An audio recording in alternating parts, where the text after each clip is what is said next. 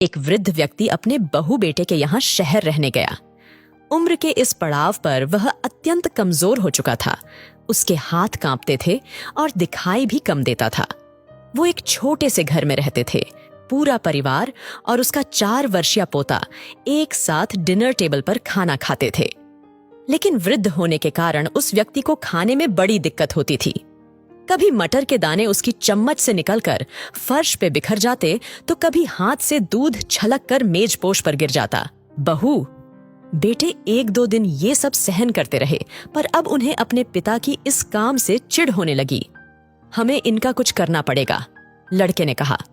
बहू ने भी हाँ में हाँ मिलाई और बोली, आखिर कब तक हम इनकी वजह से अपने खाने का मजा किरकिरा करते रहेंगे, और हम इस तरह चीजों का नुकसान होते हुए भी नहीं देख सकते।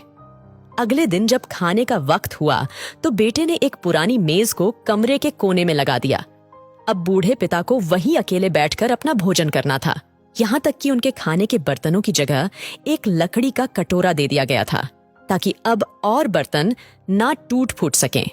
बाकी लोग पहले की तरह ही आराम से बैठकर खाते, और जब कभी कभार उस बुजुर्ग की तरफ देखते तो उनकी आंखों में आंसू दिखाई देते। यह देखकर भी बहू बेटे का मन नहीं पिघलता। वो उनकी छोटी से छोटी गलती पर ढेरों बातें सुना देते। वहां बैठा बालक भी यह सब बड़े ध्यान से देखता रहता और अपने में मस्त रहता। एक रात खाने से पहले उस छोटे बालक को उसके माता पिता ने जमीन पर बैठकर कुछ करते हुए देखा। तुम क्या बना रहे हो? पिता ने पूछा। बच्चे ने मासूमियत के साथ उत्तर दिया, अरे मैं तो आप लोगों के लिए एक लकड़ी का कटोरा बना रहा हूं, ताकि जब मैं बड़ा हो जाऊं तो आप लोग इसमें खा सकें। और वह पुनः अपने काम में लग गया। पर इस बात का उसके माता पिता पर बहुत गहरा असर हुआ। उनके मुंह से एक भी शब्द नहीं निकला और आंखों से आंसू बहने लगे।